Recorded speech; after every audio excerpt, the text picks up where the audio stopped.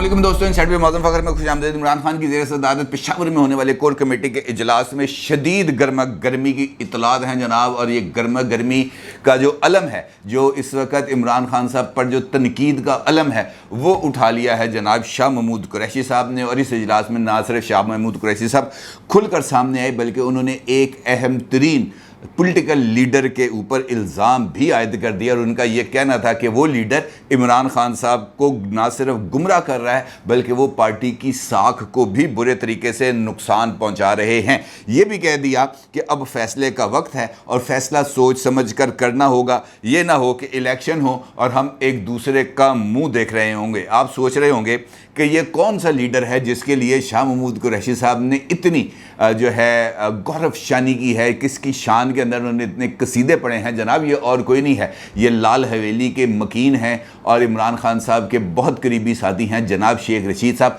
अगरचे वो पाकिस्तान तहरीके इंसाफ का हिस्सा नहीं है, लेकिन वो पाकिस्तान तहरीके इंसाफ के हर एक फ़ैसले पर बहुत ज़्यादा और बहुत बुरे तरीके से असरअंदाज हो रहे हैं। और इस मामले को लेकर पाकिस्तान तहरीके इंसाफ के अंदर अब एक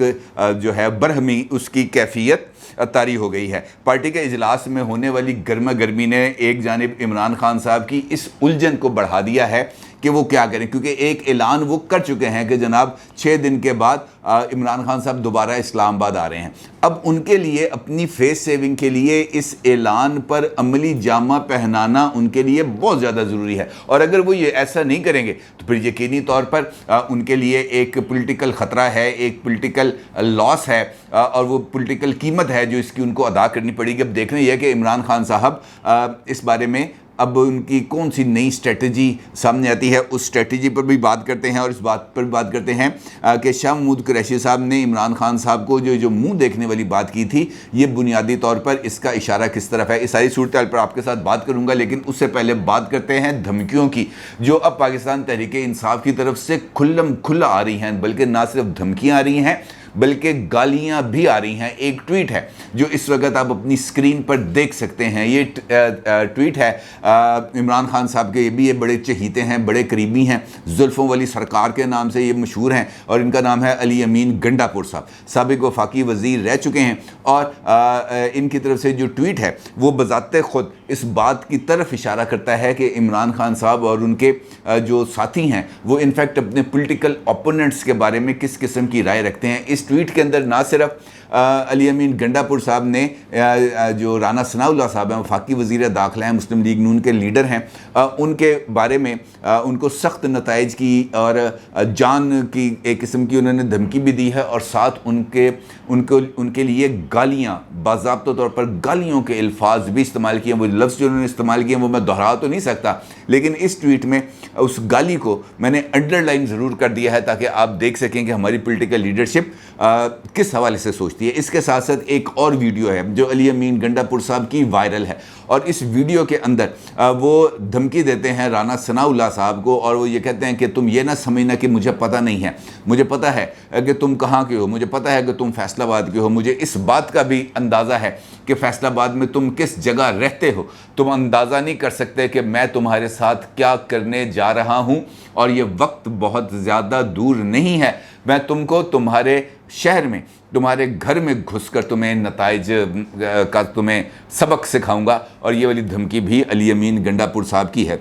अब बुनियादी तौर पर वजह यह है कि जो लॉन्ग मार्च है जो पाकिस्तान तहरीके इंसाफ का 25 मई को हुआ था, और जो पाकिस्तान तहरीके इंसाफ है वो अपनी इस नाकामी का ज़िम्मेदार ठहराती है राना सनाउल्लाह साहब को। क्योंकि राना सनाउल्लाह साहब ने सारे दिन जिस तरीके से PTI नू नप के रखे है ना, वो अपनी मिसाल आप है। और उसकी वजह से PTI वो जो शो जो वो लेके आना चाहते थे, वो जो पावर को एक्सप्रेस करना चाहते थे, वो ताकत का वो इजहार नहीं कर सके। और यकीनी तौर पर इस बात का इमरान खान साहब को एहसास है और पाकिस्तान तहरीके इंसाफ को भी इस बात का अंदाज़ा है। क्योंकि अगर सुप्रीम कोर्ट ऑफ पाकिस्तान की तरफ से जो जजमेंट है वो ना आई होती कि जनाब इनको आने दें, इनको H9 पार्क के अंदर बैठने की इजाज़त दें, तो फिर सबको इस बात का अंदाज़ा था कि ना कोई बंदा लाहौर से निकल पा रहा था और ना ही किसी बंदे ने निकल पा रहा था اٹک کے پل سے، اور وہیں پر یہ سارا ڈرامہ بے شک ساری رات جاری رہتا ہے، لیکن رہنا انہوں نے ادھر ہی تھا، اور اس وجہ سے جو تحریک انصاف ہے اس کی توپوں کا رخ ہو چکا ہے عمران خان صاحب کی اور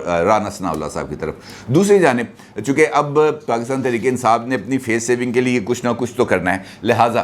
حکومت یہ چاہتی ہے اور حکومت یہ سمجھتی ہے کہ ابھی ان کے لیے ریلیکس ہونے کا ٹائم نہیں آیا، اور رانا ثناءاللہ صاحب اگلی جو دوائی کے لیے جو ٹیکہ لگانے کے لیے جو دوائی ہے نا وہ بھر رہے ہیں سرنج کے اندر، اور اس کے لیے انہوں نے کچھ انتظامات شروع کر دیے ہیں ایک مرتبہ پھر، تاکہ اگلی مرتبہ جو ٹویٹس ہیں وہ زیادہ زہریلے ہو جائیں گے اور زیادہ جو ہے نا وہ ان کا اثر ہوگا۔ اب رانا ثناءاللہ صاحب نے یہ کیا کہ وہ تمام ریزرویں، وہ تمام ایف سی کے اہلکار، وہ تمام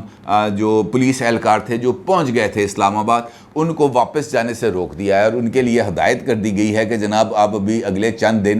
2 4 6 دن ابھی آپ اسلام آباد میں رہیں، کیونکہ یہاں پر ابھی آپ کی ضرورت پڑ سکتی ہے۔ ایک اجلاس ہوا جس کے اندر آئی جی اسلام آباد ڈاکٹر اکبر ناصر خان صاحب نے اس میں شرکت کی ہے، اور انہوں نے اسلام آباد کو محفوظ بنانے کے جو طریقہ کار ہیں اس کے اوپر غور کیا ہے، اور ان کا یہ کہنا ہے کہ اگلے 6 دن تک اسلام آباد کی جو سیکیورٹی ہے وہ ہائی الرٹ رہے گی، اور پنجاب پولیس کے اضافی نفری بھی واپس نہیں جائے گی، وہ بھی اسلام آباد میں قیام کریں گے۔ اور ان کا یہ بھی کہنا ہے کہ اگر عمران خان صاحب نے دوبارہ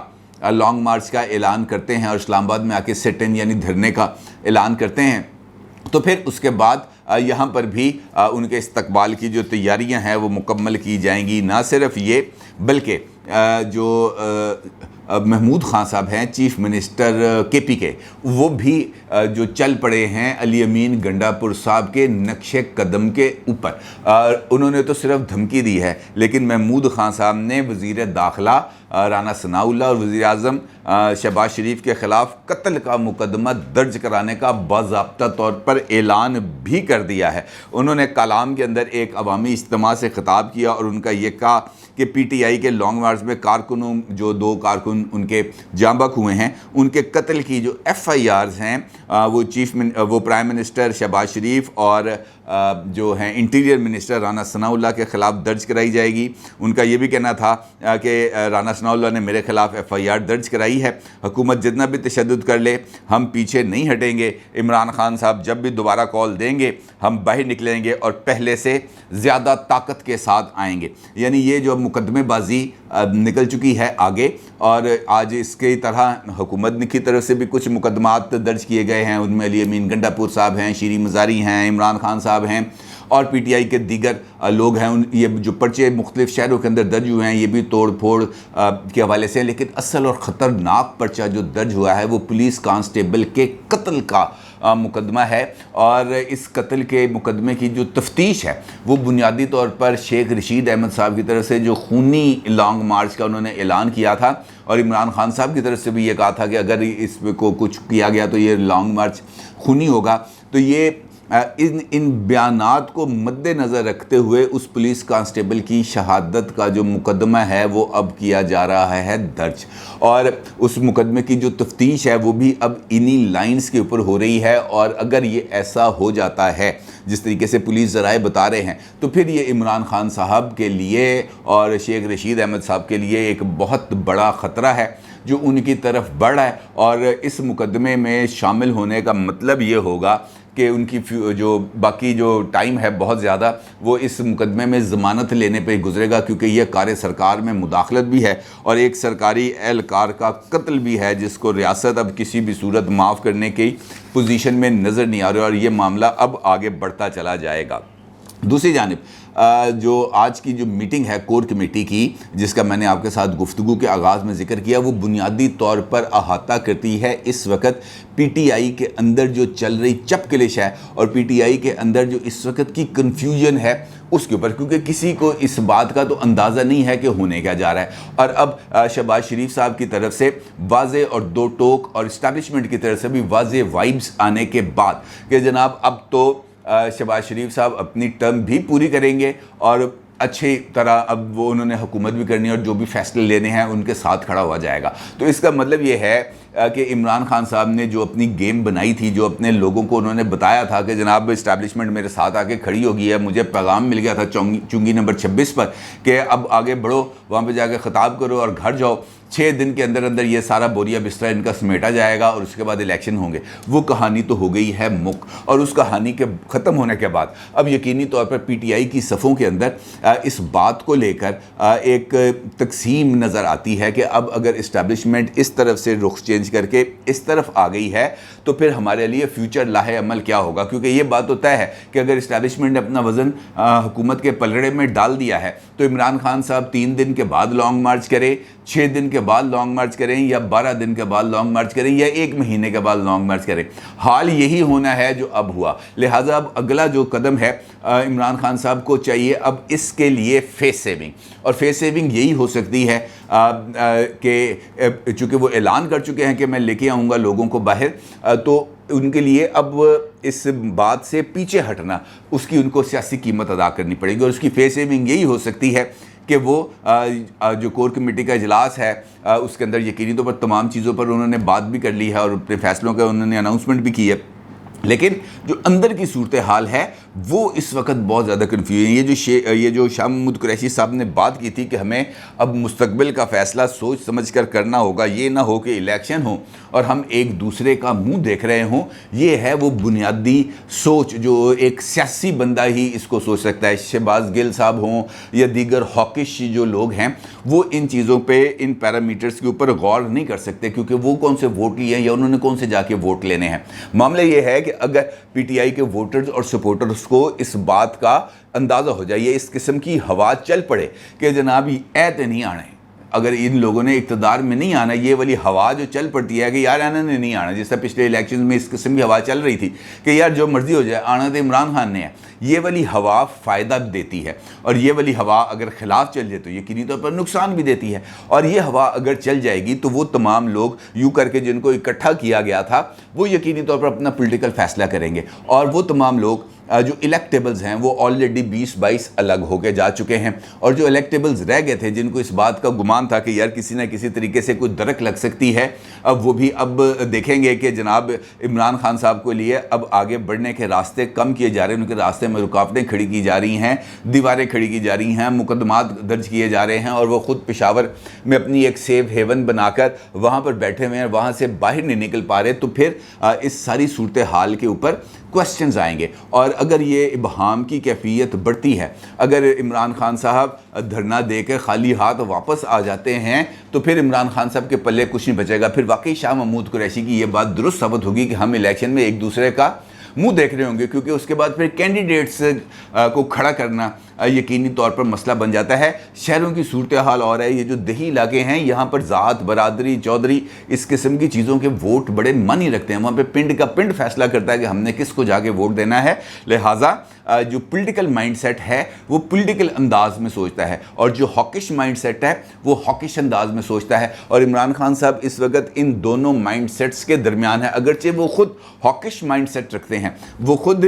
جو ہے ایک تصادم کی فضا کو بنا کے رکھنا چاہتے ہیں, کیونکہ یہ انہوں نے اس بات کا ایکسپیرینس کر لیا ہے کہ ہیمرنگ کرتے رہنا, ہتھوڑے مارتے رہنا اور اپنی جو ٹف سیلنگ ہے وہ کرنا ہی ان کے فائدے میں ہے, کیونکہ اس کے نتیجے میں ان کا جو ووٹ بینک ہے وہ ان کے ساتھ انٹیکٹ رہے گا. اب اگر ووٹ بینک انٹیکٹ رہے گا تو پھر اس ووٹ بینک نے جا کے کسی نہ کسی کو ووٹ تو ڈالنا ہے. اب اس بندے کی, اس موضوع امیدوار کی جو تلاش ہے یا اس کو جو ووٹ اس کے لیے امیدوار بنانا ہے, وہ عمران خان صاحب کے لیے فیوچر میں ایک بہت بڑی دردسر بننے جا رہی ہے. اور دیکھنا یہ ہے کہ عمران خان صاحب اپنی پارٹی رینکس میں سے ہونے والی اس بغاوت اور یہ جو گالم گلوچ برگیڈ انہوں نے تیار کیا ہوا ہے, اس کا سدباب کیسے کریں گے. کیونکہ اگر یہ گالم گلوچ برگیڈ ایسے ہی دھمکیاں دیتا رہا اور ایسے ہی اقدامات کرتا رہا, شیریں مزاری صاحب اچھی خاصی پڑھی لکھی خاتون ہیں, ان کی میں نے ایک ویڈیو دیکھی ہے, وہ بھی جس طریقے سے گالیاں نکال رہی تھیں, افسوس کا مقام ہے کہ یار کیسے लीडरशिप अब हमारी डेवलप हो रही है और ये कौन सा माइंडसेट है जो आगे बढ़ रहा है, परवान चढ़ रहा है, और इस माइंडसेट को रोकना है तो उसके लिए इमरान खान साहब को लीड भी लेनी पड़ेगी और उसके लिए उनको फ्रंट पर आकर लीड करना पड़ेगा। अगरचे ये इमरान खान साहब के लिए मुश्किल टास्क है, लेकिन देखना यह है कि वो अब अपने इस टास्क से कैसे ओहदा बरा होते हैं, क्योंकि अब फैसला इमरान खान साहब को करना है और उम्मीद तो नहीं है कि वो अपनी अना से, अपनी ज़िद से आगे बढ़कर फैसला करेंगे, लेकिन फैसला उन्होंने करना है। अपनी राय का ज़रूर इज़हार कीजिएगा। आपको बहुत शुक्रिया। अल्लाह हाफ़िज़।